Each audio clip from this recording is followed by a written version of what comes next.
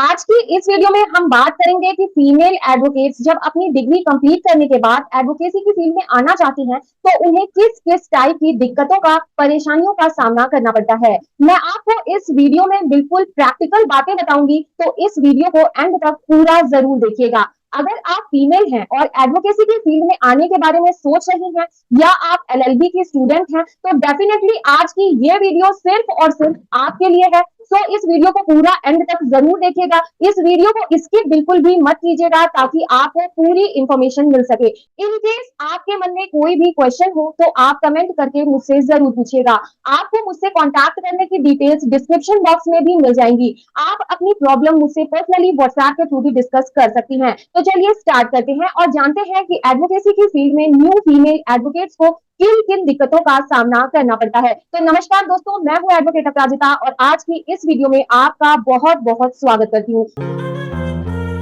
तो चलिए बिना किसी देरी के स्टार्ट करते हैं। सबसे पहली जो दिक्कत फीमेल एडवोकेट्स को जो एडवोकेसी की फील्ड में आना चाहती हैं उनको ये फेस करनी पड़ती है कि लोग आपको जज करेंगे, आपके बारे में अलग अलग टाइप की बातें करेंगे। आपको इस बात से बिल्कुल भी परेशान नहीं होना है, आपको बिल्कुल भी डिमोटिवेट नहीं होना है, क्योंकि इनिशियल डेज में हर फील्ड में प्रॉब्लम फेस करनी पड़ती ही है। अगर आप कोई जॉब भी करेंगी वहां भी आपको तमाम तरह की बातों को टॉलरेट करना होगा, बहुत सारी पॉलिटिक्स जो है वो आपको फेस करनी पड़ेगी। तो उस सिचुएशन में आप जॉब करती रहेंगी, आप उन चीजों को टॉलरेट करेंगी, आप अपने काम पर फोकस्ड रहेंगी, ना कि आप डिमोटिवेट होकर के जॉब छोड़ देंगी। तो बस कुछ वैसा ही आपको एडवोकेसी की फील्ड में भी करना है, क्योंकि आप जिस दिन से इस फील्ड में आएंगी, भले ही आप अभी फ्रेशर हैं, आप इंटर्नशिप कर रही हैं, आपको डिमोटिवेट लोग करेंगे ही करेंगे। आपको उनकी बातों को बिल्कुल भी दिल पर नहीं लेना है, आपको उनकी बातों पर ध्यान नहीं देना है, आपको बिल्कुल भी डिमोटिवेट नहीं होना है। आपको इस फील्ड की बारीकियों को सीखने पर अपना फोकस रखना है।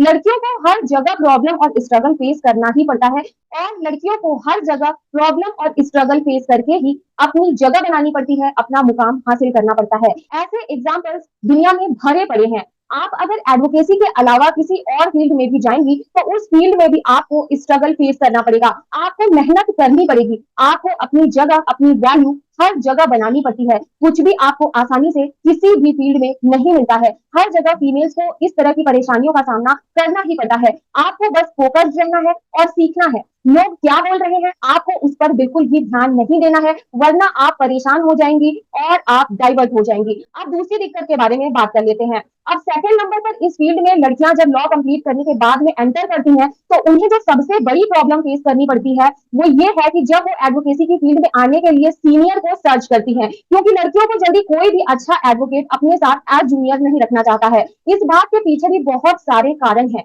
क्योंकि किसी भी अच्छे एडवोकेट का बहुत ज्यादा नाम होता है, उसकी पहचान होती है, उसके पास नेम और फेम दोनों होता है और उनसे जलने और चिढ़ने वाले लोग भी कम नहीं होते हैं। इस फील्ड में बहुत ज्यादा लोग होते हैं इस फील्ड में जो उनसे जेलस रखते हैं। तो ऐसे में अगर कोई अच्छा एडवोकेट जिसका काफी ज्यादा नाम और पहचान और रेपुटेशन है तो उनसे जेलस रखने वाले जो लोग हैं उनको एक पॉइंट मिल जाता है उनकी रेपुटेशन पर उंगली उठाने के लिए। इस वजह से एडवोकेट फीमेल जूनियर रखना जो है वो अवॉइड करते हैं। इसके अलावा कुछ अन्य सिक्योरिटी रीजंस भी हो सकते हैं जिस वजह से अच्छे सीनियर एडवोकेट जो है वो फीमेल जूनियर को रखना अवॉइड करते हैं, जैसे कि उनकी फैमिली लाइफ में कोई इशू ना क्रिएट हो जाए या फिर कहीं किसी तरीके के फॉल्स एलिगेशंस का सामना उनको ना करना पड़े, फ्यूचर में उनके किसी तरीके की कोई परेशानी ना खड़ी हो जाए, क्योंकि वो सामने वाले के नेचर को नहीं जानते हैं। ऐसा भी मेरे अकॉर्डिंग नहीं है कि सारी फीमेल एडवोकेट सही ही होती हैं या सभी गलत ही होती हैं। आजकल हर टाइप के लोग हर जगह मिल ही जाते हैं।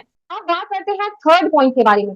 सीनियर एडवोकेट्स कुछ ऐसे भी होते हैं जो कि फीमेल एडवोकेट्स को मौका देते हैं मगर पैसे पे नहीं करते। सिखाने के नाम पे सिर्फ और सिर्फ फीमेल एडवोकेट से दौड़ भाग वाले काम जो है वो करवाए जाते हैं, उनको एक भी रुपया नहीं मिलता है। तो ऐसे में सबसे बड़ी जो प्रॉब्लम फेस करनी पड़ती है फीमेल एडवोकेट्स को वो होती है सर्वाइवल की। बहुत सारी फीमेल एडवोकेट सर्वाइव नहीं कर पाती हैं, इस कारण वो इस प्रोफेशन से क्विट कर जाती हैं, क्योंकि उनका आना जाना उनके एक्सपेंसेस जो है वो सब उन्हें खुद उठाने पड़ते हैं या फिर घर से मांगना पड़ता है। उनके सीनियर उन्हें कुछ भी पे नहीं करते हैं। हाई कोर्ट में तो स्थिति फिर भी बेटर है, बट सिविल कोर्ट में फीमेल जूनियर्स की हालत बहुत ज्यादा खराब है। 150 रुपए भी कभी कभी उन्हें मिल जाते हैं, बाकी कुछ सीनियर्स ऐसे भी हैं जो 150 रुपए देने की भी जरूरत नहीं समझते हैं। कुछ एडवोकेट फीमेल जूनियर इसलिए भी रखते हैं कि वर्किंग सिखाने के नाम पे दिन भर उनसे भाग दौड़ वाले काम करवाएंगे, उनको इधर उधर दौड़ाते रहेंगे, अपनी वर्क के लिए भगाएंगे और उन्हें सिखाने के नाम पर पैसे भी नहीं देने पड़ेंगे। और लड़कियां ज्यादा कुछ बोलती भी नहीं है क्योंकि उन्हें ये लगता है कि कोई बात नहीं, जैसे तैसे चल रही है लाइफ और कम से कम हम कुछ सीख तो रहे हैं। जब सीख जाएंगे तो केसेस आने लग जाएंगे और पैसे भी अर्न होने लग जाएंगे। दोस्तों, डेडिकेटेड लड़कियां ज्यादा पैसे की तरफ ध्यान नहीं लगाती हैं और उनका सारा का सारा जो ध्यान होता है वो वर्क सीखने की तरफ होता है और वो अपना फोकस नॉलेज और प्रैक्टिकल एक्सपीरियंस लेने की तरफ रखती हैं। ये भी एक कारण है कि कुछ एडवोकेट्स जो है वो फीमेल जूनियर रख लेते हैं कि फ्री में वर्क और दौड़ भाग करेंगी। अब बात करते हैं चौथी दिक्कत के बारे में।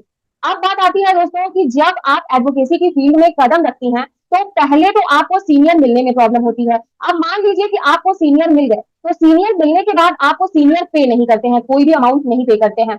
अब ऐसी सिचुएशन में आपको अपना कोर्ट आने जाने का जो खर्च है वो खुद मैनेज करना होता है।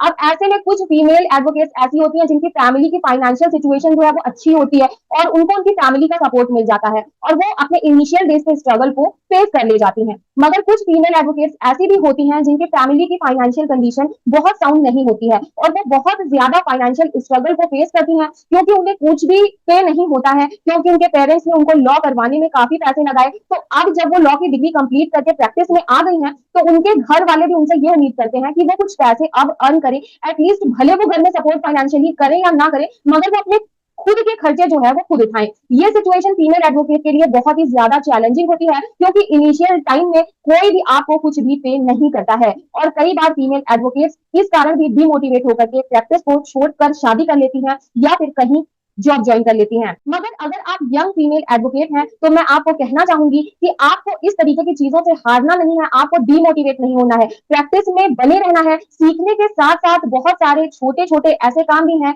दौड़ भाग वाले जिनको करके आप अपना बेसिक जो सर्वाइवल अमाउंट है उसको अर्न कर सकती हैं और अपने सर्वाइवल को आप आसान बना सकती हैं और आप अपने इनिशियल डेज के स्ट्रगल को फेस कर सकती हैं। अगर आप इस टॉपिक के ऊपर वीडियो चाहती हैं डेडिकेटेड तो आप इस वीडियो को लाइक कीजिए, कमेंट कर दीजिए। आपको मैं इस टॉपिक के ऊपर डेडिकेटेड वीडियो भी बना करके दूंगी कि किन किन कामों को आप एडवोकेसी के शुरुआती दिनों में करके भी अर्निंग कर सकती हैं। प्रैक्टिस जो आप अपनी यंग एज में करेंगे उसका फायदा आपको 10-15 साल बाद देखने को मिलेगा। तो सबसे ज्यादा जरूरी है एडवोकेसी के फील्ड में कि आप बने रहें। तो उसके लिए छोटे छोटे मिसलीनियस वर्क को करके आप अपने बेसिक खर्चों को मेंटेन कीजिए। प्रैक्टिस कोई कोर्स नहीं है जिसको आप साल 1.5 साल में लर्न कर लेंगे। प्रैक्टिस में आप हमेशा कुछ ना कुछ नया सीखोगे, कुछ ना कुछ चेंजेस होंगे लॉज में। तो पहला फोकस अपने आप को अपडेट रखने पर करिए और अपने खर्चों को साइड में खुद से कैसे निकालना है इस पर भी अपना फोकस आपको रखना होगा, वरना किसी ना किसी चीज की वजह से आपको एक समय के बाद घर बैठना पड़ जाएगा। सो अपना फोकस आपको इस चीज पर जरूर रखना है। अब बात करते हैं फीमेल एडवोकेट की फिफ्थ सबसे बड़ी प्रॉब्लम के बारे में। अगर किसी की बेटी ने एलएलबी किया है और वो पेरेंट्स अपनी बेटी की शादी के लिए लड़का ढूंढते हैं